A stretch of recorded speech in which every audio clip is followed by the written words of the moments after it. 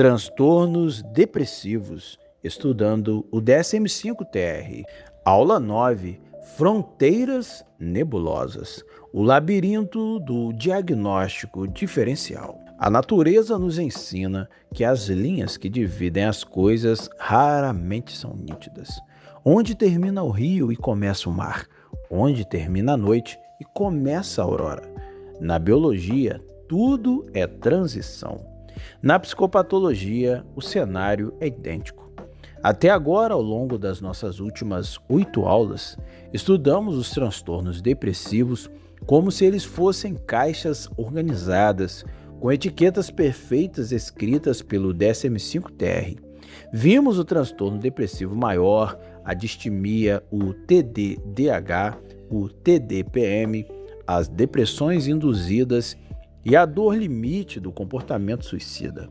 No papel, tudo parece muito claro. Os critérios estão lá, com as suas letras maiúsculas e listas de verificação. Mas quando você abre a porta do seu consultório e o primeiro paciente se senta na sua frente, o manual parece evaporar. O ser humano que sofre não lê o DSM. O sofrimento humano é caótico, misturado, vivo e barulhento. O paciente não chega dizendo: doutor, eu tenho 5 de 9 sintomas há 2 semanas. Ele chega chorando, com raiva, confuso, sem conseguir se concentrar, dizendo que o casamento acabou e que não dorme há 3 dias. Sejam todos bem-vindos ao canal Estudante de Psicologia, a nossa aula 9 dessa série de estudos sobre os transtornos depressivos no DSM-5-TR. Como estudantes de psicologia e eternos amantes da mente humana, essa aula é o momento em que deixamos de ser meros leitores de manuais e passamos a pensar como verdadeiros detetives clínicos. O diagnóstico diferencial é a arte mais refinada da nossa profissão. É a habilidade de olhar para um emaranhado de sintomas idênticos e descobrir a raiz real que o sustenta. É o que separa um terapeuta amador que trata apenas superfícies de um profissional de excelência que sabe exatamente onde está pisando. Eu sou Jefferson Grem, estudante de psicologia e o seu melhor amigo na busca pelo conhecimento profundo da ciência da psicologia em suas várias faces. E nessa aula vamos entrar no labirinto, vamos desatar os nós que confundem a depressão com o transtorno bipolar, com o TDAH e com os transtornos de personalidade. Prepare as suas anotações, conecte-se com a minha voz, aumente o volume e vamos a esse mergulho profundo.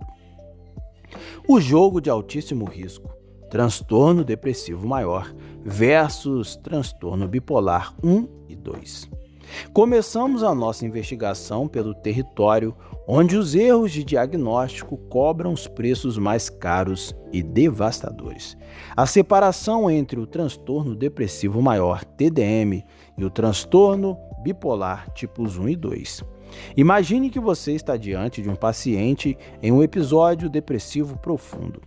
Ele apresenta apatia, anedonia, lentidão psicomotora e desesperança. Clinicamente, esse episódio depressivo é idêntico tanto no TDM, no transtorno depressivo maior, quanto no transtorno bipolar. Não há nenhuma diferença visual ou fenomenológica no choro de um deprimido unipolar e de um deprimido bipolar. E é aqui que mora a armadilha. Estudos epidemiológicos mostram que um paciente bipolar demora em média de 7 a 10 anos para perceber o diagnóstico correto. Durante esse tempo, a imensa maioria deles é diagnosticada incorretamente com depressão unipolar no transtorno depressivo maior. Mas por que isso acontece? Por uma lógica simples. O paciente só busca ajuda quando está na pior fase, ou seja, na depressão.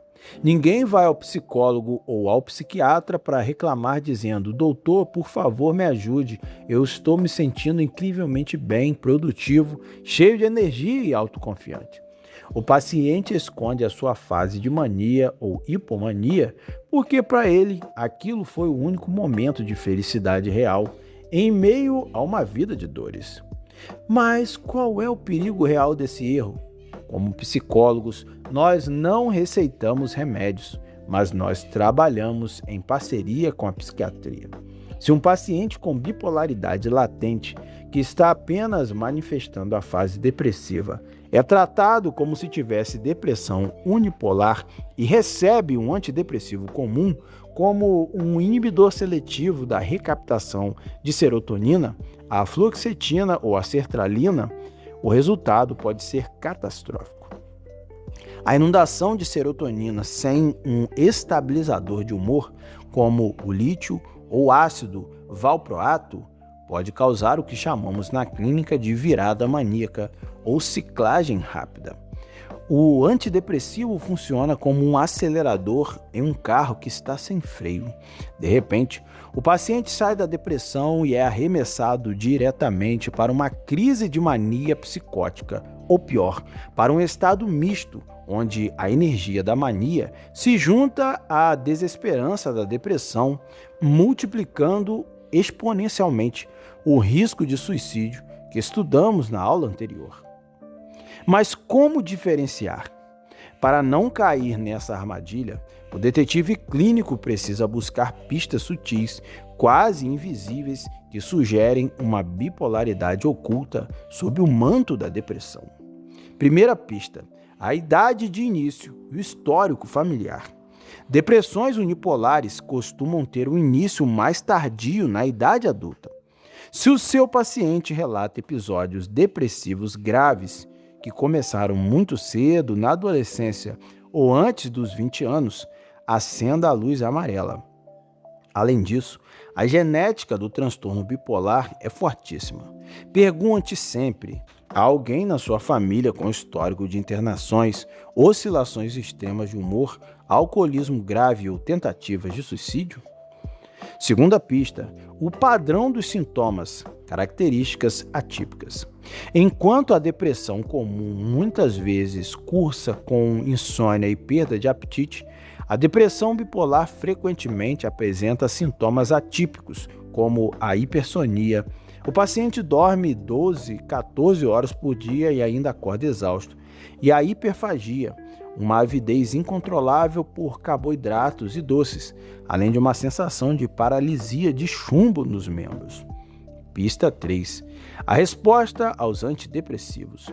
Se o paciente relata que já tomou 3 ou 4 antidepressivos diferentes e todos eles ou não fizeram cosquinha ou o deixaram extremamente agitado, irritado e sem dormir nas primeiras semanas, a suspeita de bipolaridade passa de moderada para altíssima.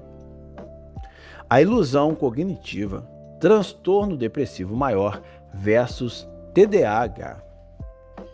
Avançando no nosso labirinto, encontramos uma das encruzilhadas mais comuns nos consultórios contemporâneos: a confusão entre a depressão e o transtorno do déficit de atenção com hiperatividade, TDAH. Vivemos em uma época onde as queixas de falta de concentração, procrastinação crônica e falha de memória explodiram. O paciente chega ao consultório com um autodiagnóstico pronto, geralmente saído de alguma rede social, dizendo: eu tenho TDAH porque eu não consigo focar em nada, esqueço minhas chaves e não consigo terminar os meus projetos. Como detetives clínicos, nosso papel é olhar para o sintoma, falta de atenção, e perguntar: qual é o mecanismo psicopatológico por trás desta falha? O sintoma é o mesmo, mas a causa é completamente diferente. No transtorno depressivo maior, a falta de atenção ocorre por um processo de apatia, lentificação cognitiva e falta de energia. O cérebro deprimido está sofrendo de um desinteresse profundo pelo mundo ao seu redor, anedonia. O deprimido não consegue se concentrar na leitura de um livro porque a sua mente está ocupada demais ruminando pensamentos de culpa e desesperança, ou porque o seu nível de energia vital está tão baixo que ele simplesmente não tem combustível para sustentar o foco. A falta de atenção na depressão é baseada no desinteresse.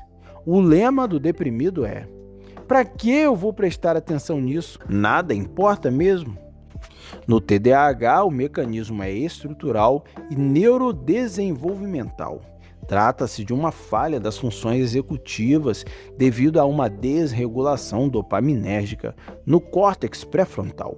O paciente com TDAH quer prestar atenção, ele quer terminar o projeto, ele tem interesse naquilo, mas o filtro de relevância do seu cérebro falha.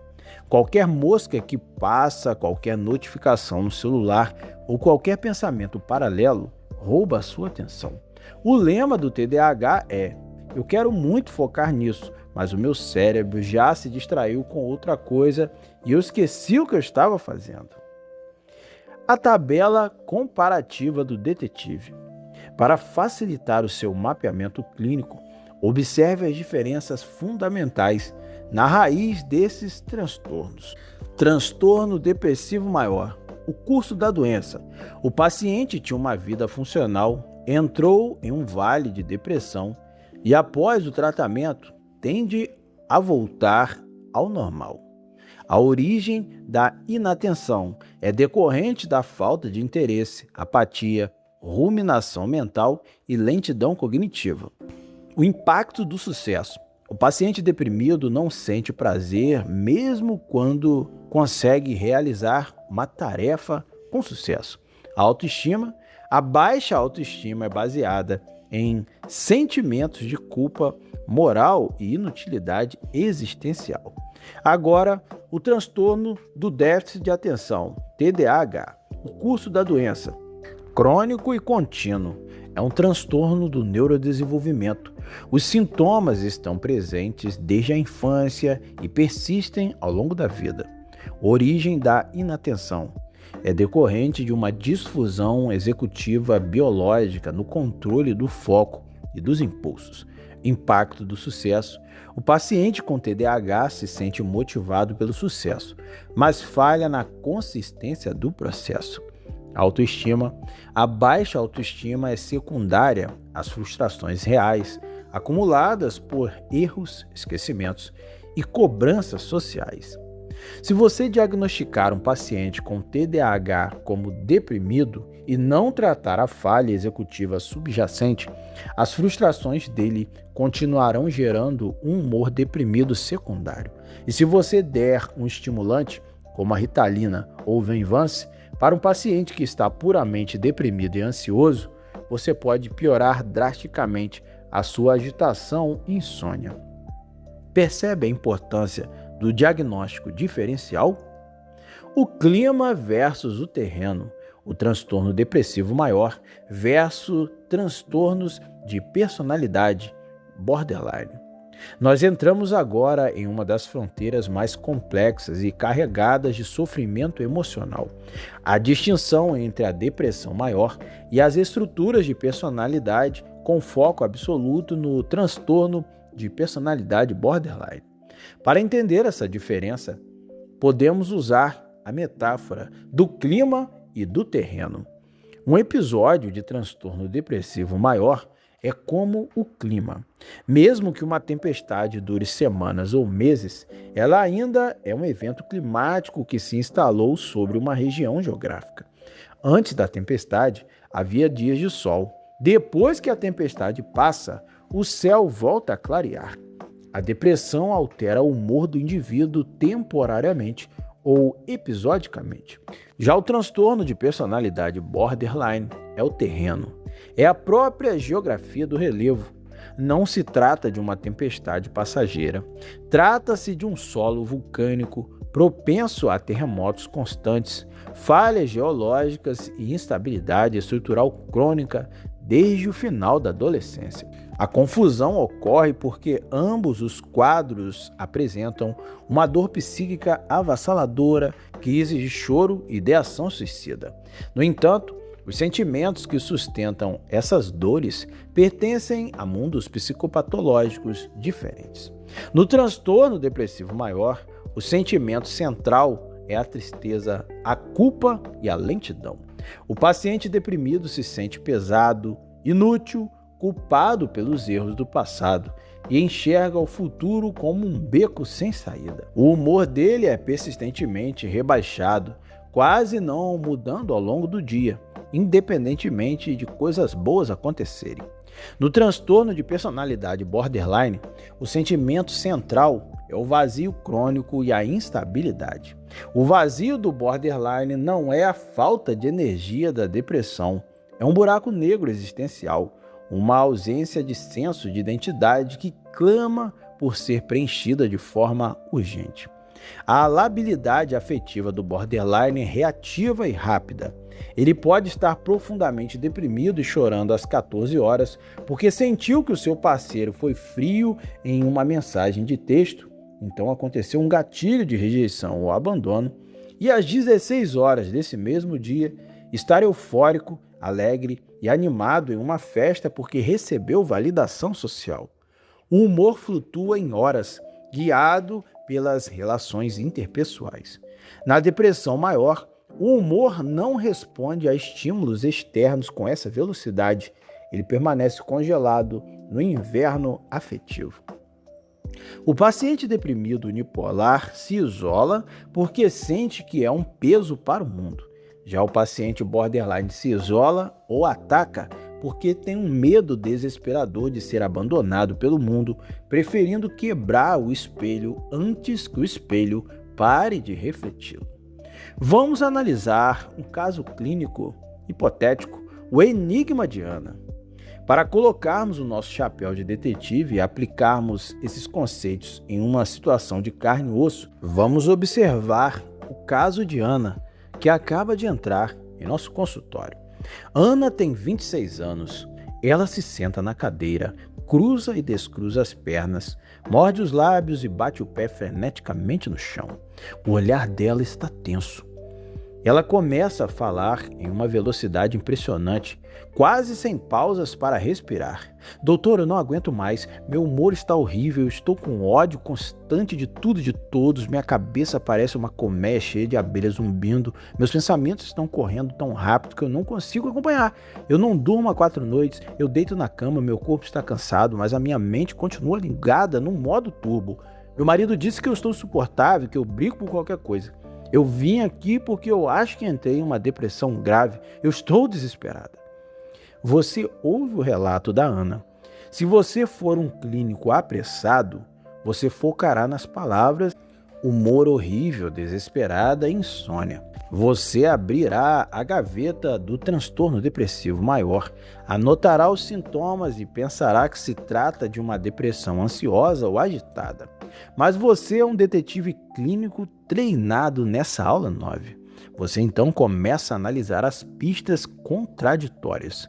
Ana diz que está com humor péssimo e desesperada, sintomas depressivos. No entanto, ela apresenta pensamentos acelerados, fuga de ideias ou taquipsiquismo, discurso premente e rápido, logorreia e, crucialmente, ela não dorme há 4 noites, mas continua com energia para falar de forma acelerada e gesticular intensamente. Ela não relata a letargia ou o peso de chumbo da depressão unipolar. O que será que está acontecendo com Ana? Nós aqui estamos diante, então, de uma das fronteiras mais nebulosas da psiquiatria, um episódio misto ou o início de uma virada maníaca no transtorno bipolar. Se o psiquiatra receitar um antidepressivo para Ana neste exato momento, pensando tratar uma depressão comum, ele explodirá o restante dos freios neuroquímicos dela. Os pensamentos dela, que já são uma colmeia de abelhas, se transformarão em um furacão. O risco de ela tomar uma atitude impulsiva e letal contra si mesma disparará nas próximas 48 horas. Mas como desembolar esse caso? O detetive clínico precisa de ferramentas de precisão. Ele precisa abrir a sua maleta de investigação. A maleta do detetive, ferramentas de rastreio e o poder da heteroanamnese. Para não depender apenas da nossa intuição ou da narrativa enviesada do paciente no momento da crise, a psicologia clínica e a psiquiatria utilizam instrumentos validados de rastreamento. Eles funcionam como reagente químico que o detetive joga na cena do crime para fazer o sangue invisível brilhar. Duas dessas ferramentas são essenciais na nossa prática para diferenciar os transtornos do humor. A primeira ferramenta é o PHQ-9, Patient's Health Questionnaire. É um questionário rápido de autoavaliação baseado diretamente nos 9 critérios do DSM para o transtorno depressivo maior. O paciente responde com que frequência foi incomodado por problemas como anedonia, tristeza, distúrbios do sono e ideação suicida nas últimas 2 semanas. O PHQ-9 nos dá a gravidade quantitativa da depressão, leve, moderada ou grave, funcionando como um excelente termômetro para monitorar se o paciente está melhorando ao longo das semanas de terapia. Segunda ferramenta, o MDQ, Mood Disorder Questionnaire. Esta é a ferramenta de ouro para desmascarar a bipolaridade oculta. O MDQ é um questionário de rastreamento para o transtorno bipolar. Ele faz perguntas retrospectivas cruciais sobre episódios passados que o paciente pode ter esquecido ou considerado normais. Perguntas como: já houve algum período em que você se sentiu tão hiperativo ou tão cheio de energia que não precisou dormir tanto quanto normal? Ou já houve momentos em que você gastou muito mais dinheiro do que tinha ou fez coisas arriscadas por pura impulsividade? Se o paciente pontua positivamente no MDQ, a indicação de avaliação para transtorno bipolar se torna obrigatória. A joia da coroa, a heteroanamnese. No entanto, nenhuma escala ou questionário supera a ferramenta mais poderosa do diagnóstico diferencial, a heteroanamnese. Heteroanamnese significa colher o histórico clínico do paciente através do relato de outras pessoas, familiares, parceiros, pais ou amigos próximos. Por que ela é indispensável em casos como o da Ana ou de possíveis bipolares e pacientes com TDAH? Porque a pessoa que está vivenciando a hipomania ou a desatenção crônica muitas vezes sofre de anosognosia, que é a incapacidade neurológica ou psicológica de perceber a sua própria condição ou seus próprios excessos. Quando você entrevista o marido de Ana em uma sessão conjunta ou separada, claro, com a devida autorização ética da paciente, o cenário ganha cores reais. Você pergunta: como a Ana era há 2 anos atrás? Houve algum período em que ela passou uma semana inteira limpando a casa de madrugada, falando alto, gastando o limite do cartão em compras desnecessárias, parecendo alegre demais e depois de alguns dias desabou na cama chorando? O marido então pode responder: sim, no ano passado ela comprou 3 cursos online que nunca abriu, não dormia, dizia que ia abrir uma empresa do nada e falava sem parar. Eu achei que ela estava apenas motivada. Pronto, olha aí, a pista que faltava foi encontrada. A heteroanamnese confirmou um episódio maníaco prévio. Ana não tem depressão unipolar. Ela está vivendo um estado misto de um transtorno bipolar tipo 2. O diagnóstico foi salvo pela triangulação de informações.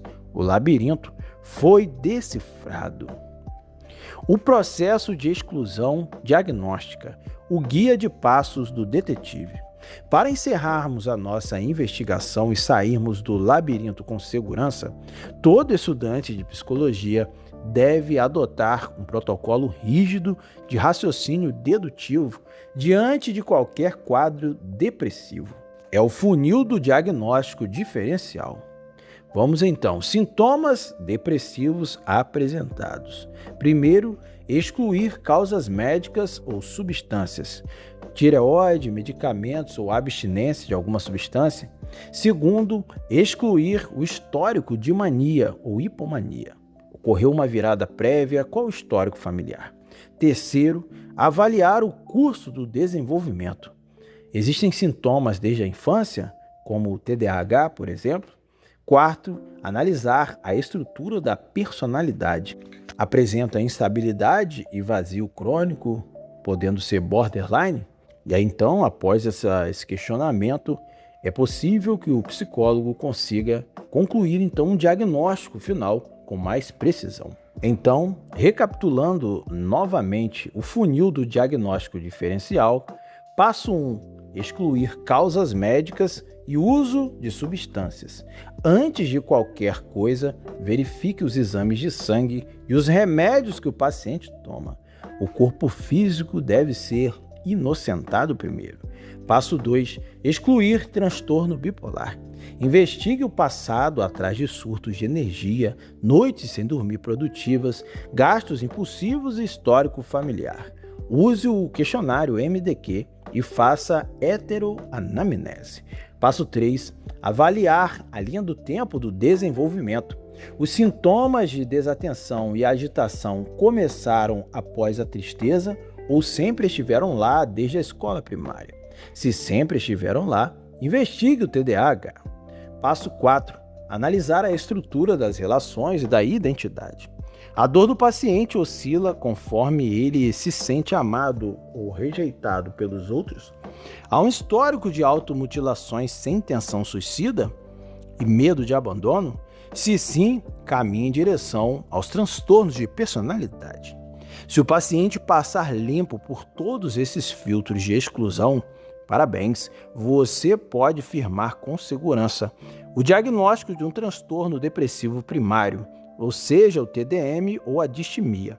Você não apenas rotulou o paciente, você compreendeu a arquitetura exata da sua dor. O detetive clínico terminou a sua investigação, as pistas foram colhidas, os manuais foram consultados, as escalas foram aplicadas e o labirinto foi vencido. O diagnóstico de precisão traz uma paz profunda, porque ele é o farol que ilumina o caminho do tratamento correto. Ele salva vidas. Ao longo desta série de 9 aulas, nós nos tornamos especialistas nos códigos da mente. Nós aprendemos a ler a biologia, a neuroquímica, as listas de critérios do DSM-5-TR e as técnicas de manejo de crise. Nós nos armamos com a melhor ciência que a psicologia e a psiquiatria modernas podem oferecer. No entanto, o nosso estudo não estaria completo se parássemos aqui, se olhássemos para o paciente apenas como um conjunto de códigos, critérios e diagnósticos diferenciais. Nós correríamos o risco de nos transformarmos em técnicos frios, robôs de jaleco que enxergam patologias, mas não enxergam pessoas. O ser humano não habita apenas em um manual psiquiátrico, ele habita uma cultura. Ele habita um contexto social, uma classe econômica, uma identidade, uma raça e uma história ancestral. A dor de uma pessoa que vive na periferia de uma grande metrópole não é processada pelo cérebro da mesma forma que a dor de alguém que vive em um palácio. A cultura dita como nós choramos, como nós expressamos a raiva e o que consideramos sanidade ou loucura. Em nossa próxima aula, vamos dar um passo definitivo. Vamos dar um passo para fora do laboratório, para fora do DSM e vamos olhar para o paciente na sua totalidade existencial. Eu sou Jefferson Grem, estudante de psicologia e o seu melhor amigo na busca pelo conhecimento profundo da ciência da psicologia em suas várias faces. Deixe aqui os seus comentários sobre suas percepções dessa aula incrível. Inscreva-se no canal, curta o vídeo e, é claro, coisa boa, um estudo tão refinado como esse, com a linguagem simples, merece ser compartilhado, divulgado. Então, vamos multiplicar o conhecimento. Compartilhe com seus amigos que estudam psicologia, coloque aí no grupo da faculdade e vamos juntos desenvolver o conhecimento da ciência da psicologia no nosso país. Beba uma água, um café, estique a coluna e não vamos perder tempo. Vamos para a aula 10. Além do código, a cultura, o contexto e o ser humano. Essa será a aula 10, a nossa última aula dessa série de estudos sobre os transtornos de depressão baseados no DSM-5-TR.